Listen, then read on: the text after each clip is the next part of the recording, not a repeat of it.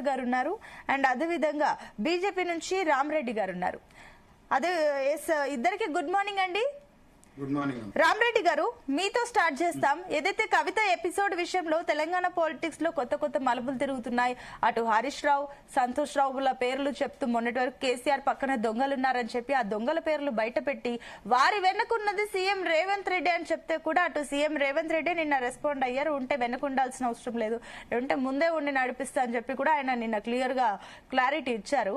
అయినా కానీ అటు బీజేపీ నుంచి అసలు దొంగలు బయటపడాల్సిందే అని చెప్పేసి బీజేపీ నుంచి మరో పక్క వాదన వినిపిస్తుంది. కాబట్టి ఏంటి బీజేపీ ఏమనుకుంటుంది ఈ విషయంలో? హలో, ఎస్ రామరెడ్డి గారు చెప్పండి. ఇప్పటి వరకు ప్రతిపక్షాలు అవినీతి జరిగినాయి, ఇట్లా దోచిర్రు అని చెప్తే దానికి కవిత గారు ఎండార్ చేసిర్రు.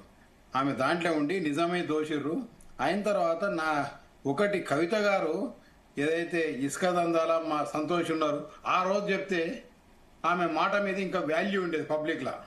ఈ రోజు ఆమె దాంట్లోకి వెళ్ళి పార్టీలోకి వెళ్ళి ఇచ్చేసినాక తప్పులని చెప్తుంది. అయిన తర్వాత వీటన్నిటిని కూడా కేసీఆర్ గారు మంచోడు, హరీష్ రావు ఏదైతే ముఖ్యమంత్రికి తెలియకుండా అవినీతి జరిగింది, ముఖ్యమంత్రికి తెలియకుండా ముఖ్యమంత్రి ఆఫీస్ నుంచి ఒక సంతోష్ గారు ఫోన్ చేసి పోలీసు వాళ్ళని ఇచ్చేసి వాళ్ళ మీద 3rd డిగ్రీ ప్రయోగించి వాళ్ళను ఈ రోజుకు వాళ్ళు దేనికి పనికి రాకుండా పని చేసుకోలేనటువంటి పరిస్థితులకు తెచ్చిర్రంటే వీళ్ళు దళితుల గురించి మాట్లాడతారు. దళితులకు అది ఇచ్చినాం, దళితులనే కదా మొదలు చేసిందిరా. అయిన తర్వాత ఈ రోజు కవిత గారు చెప్పిన దాంట్లో ఇంతకుముందు మా రఘునందన్ రావు గారు కూడా చెప్పారు, హరీష్ రావు గారు సీఎం గారు ఇద్దరు కలిసి వచ్చిర్రని.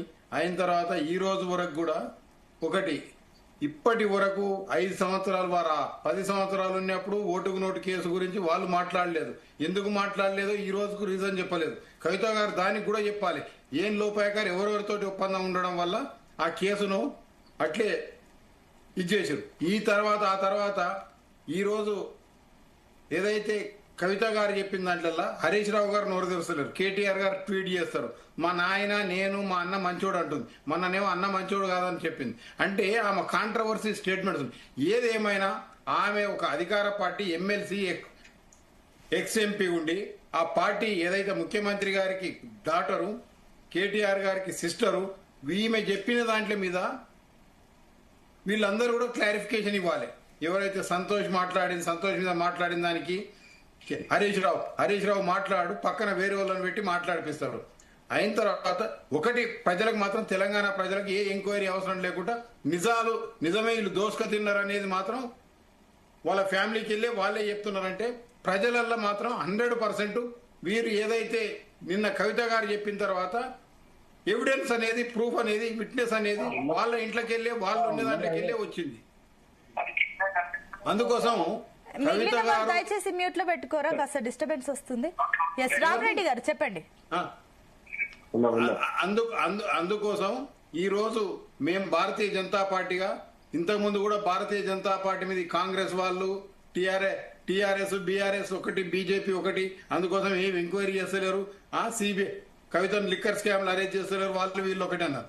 ఈ రోజు ఇప్పటి వరకు 1.5 సంవత్సరం క్రితం నుంచి వీళ్ళు ఎంక్వైరీలు అన్నారు, సిట్ అన్నారు, అది అన్నారు, రాష్ట్ర ప్రభుత్వం ఇప్పుడు సిబిఐ అన్నారు. మేము మొదటి నుంచి వీరు ప్రతిపక్ష పిసిసి ప్రెసిడెంట్ ఉన్నప్పుడు ముఖ్యమంత్రి గారు ఏం చెప్పారు, ఇది సిబిఐ ఎంక్వైరీ చేయాలి. ఏం చేస్తున్నాడు? కేంద్ర మంత్రులను ఏం చేస్తున్నాడు? రాష్ట్ర ప్రభుత్వం ఇస్తే అనేది ఇప్పుడు అది కూడా తేటతెల్లమైంది, ప్రజలకు అర్థమైంది. డైరెక్ట్ కేంద్రం వచ్చి సిబిఐ ఎంక్వైరీ చేయదు, రాష్ట్ర ప్రభుత్వం రిక్వెస్ట్ చేస్తే తప్ప సిబిఐ ఎంక్వైరీకి కేంద్రం డైరెక్ట్ రాదనేది ఈ రోజు అది కూడా ప్రజలకు తేటతెల్లమైంది. అయిన తర్వాత ఈ రోజు సిబిఐకి ఇచ్చారు. సిబిఐకి ఇచ్చిన దాంట్లో కూడా నిన్న ఇచ్చిన దాంట్లో ఏది నవయుగ ఒకటి, ఎల్ఎన్టీ ఒకటి, మెగా కృష్ణారెడ్డిని మాత్రం పక్కన పెట్టిరు. మరి ఆ ఇద్దరి సంబంధం కేసీఆర్ టీఆర్ఎస్ కు కాంగ్రెస్ కు కావాల్సిన వ్యక్తి మెగా కృష్ణారెడ్డి. వారి మీద ఎందుకు ఎంక్వైరీ? వారు పెట్టిన మోటార్లే కదా మునిగిపోయినాయి, వారు చేసిన ఘనకార్యాలే కదా ఇవన్నీ. తెలంగాణలో జరుగుతున్న ప్రాజెక్టులన్నిట్లలో కూడా వారు లేకుండా ఇది లేదు కదా. ఎందుకు వారి పేరు నవయుగ దీంట్లో మీదనే పెడతారు? మిగతా మొత్తం కాళేశ్వరం అవినీతి జరిగిందంటే అవినీతిలో ఈయన కూడా మెగా కృష్ణారెడ్డి కూడా పాలే కదా. అంటే ఇప్పుడు మీరు చెప్తున్న పాయింట్లు కరెక్టే రామరెడ్డి గారు, మీరు చెప్తున్న పాయింట్ సరే. కొన్ని విషయాల్లో వాళ్ళు విచారణలో కొందరిని పెట్టకుండా మిగిలిన వాళ్ళని పెట్టారని చెప్పేసి మీరు అంటున్నారు. సరే, మీరు కోరుకున్నట్లే ఇప్పుడు సిబిఐ చేతిలోకి వచ్చింది కదా కేసు. మరి ఇప్పుడు మీరు అన్నట్లు ఈ విషయాలన్నీ అక్కడ బయటపడతాయా రామరెడ్డి గారు?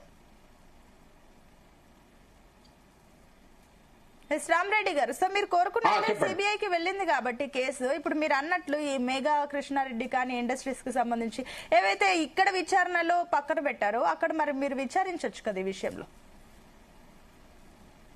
హలో, ఎస్ చెప్పండి రామరెడ్డి గారు. మెగా ఇప్పుడు నిన్న ఇచ్చిన సిబిఐకి ఇచ్చిన వాళ్ళు ఏదైతే రాష్ట్ర ప్రభుత్వం ఇచ్చిన దాంట్లో నవయుగ ఎల్ఎన్టీ మెగా కృష్ణారెడ్డి మెగా కంపెనీ పేరు లేదు. ఓకే, అంటే అది లేకపోతే మీరు ఆ కోణంలో కూడా దర్యాప్తు స్టార్ట్ చేయొచ్చు కదా.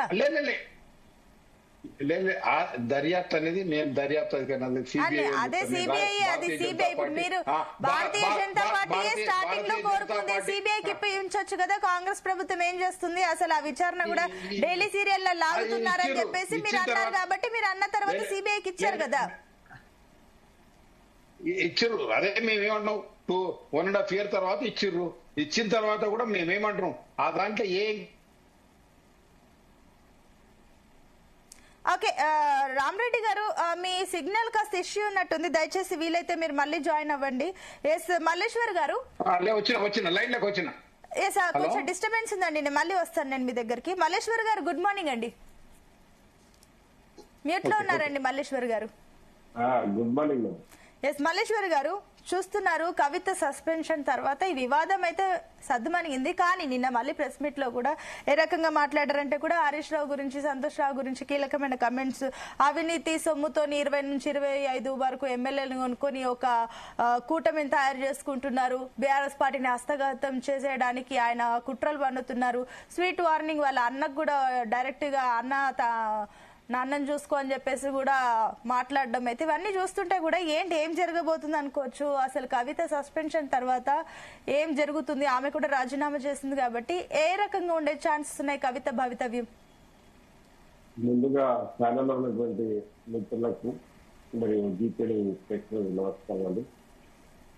వాస్తవంగా కవిత ఇష్యూ నిన్నటికి నిన్న రాత్రి వచ్చినటువంటి ఇష్యూ కాదు. ఎందుకంటే 2021 జూలైలోనే సిబిఐ కేసు ఫైల్ చేసినటువంటి పరిస్థితిలో ఢిల్లీ లిక్కర్ కేసులో దానికి వాళ్ళ ఎంక్వైరీలో భాగంగా 2022 డిసెంబర్లో ఆమెను కూడా దాదాపు 7 గంటల పాటు ఎంక్వైరీ చేసినటువంటి పరిస్థితి. ఈ 100 కోట్ల ముడుపుల విషయంలో కావచ్చు, 36 మంది ఇన్వాల్వ్మెంట్ విషయంలో కావచ్చు, ఇదెంత సీరియస్ మ్యాటర్ అంటే ఇలా కవిత లిక్కర్ కేసు పుణ్యమాని కేసీఆర్ ప్రభుత్వం కూలిపోయింది. అది గమనించాల్సిన అవసరం ఉంది. ఎందుకంటే అప్పటికే విపక్షాలు కాంగ్రెస్, బీజేపీ అవినీతి పాలన కొనసాగిస్తా ఉన్నారు, అవినీతి అక్రమాలకు వీళ్ళు ఆజ్యం పోస్తా ఉన్నారని చెప్పి మొత్తుకుంటే ఎవరు పట్టించుకున్నటువంటి సందర్భంలో ఒక ఆధారాలతోటి సిబిఐ ప్రూవ్ చేయడం కావచ్చు, తర్వాత జరిగినటువంటి పరిణామాలన్నీ కూడా కవితకు కొంత కవితకు ఆ కేసుల విషయంలో కవిత ఎక్కడము, తర్వాత కేసీఆర్ కు అది కంటికి నిద్ర లేని పరిస్థితి కూడా వచ్చింది. అయితే ఇప్పుడు దాని తర్వాత జరిగిన సందర్భంలో కవిత జైలు పాలు కావడం, కవిత జైలు పాలు తర్వాత జరిగినటువంటి డెవలప్మెంట్ ఏంటనేది మనం చూసినాం. మా జైలు పాలలో తర్వాత కేటీఆర్, హరీష్ రావు వీళ్ళందరూ ఆమెకు బెయిల్ ఇప్పించే ప్రయత్నంలో చాలా సీరియస్ గా చేశారు. ఈ అన్న ఏమీ ఇది లేదు. కాకపోతే ఆమె ఇరుక్కున్నటువంటి కేసు అటువంటిది కనుక బెయిల్ రావడానికి కొంత ఆలోచన లేదు. దాని క్రమంలో ఇక కవిత అప్పటి నుంచి సరే ఏదో నేను చాలా సిద్ధపూస లెక్క నేను ఏదో అని చెప్పి చెప్పుకుంటా వచ్చినా కూడా ఒక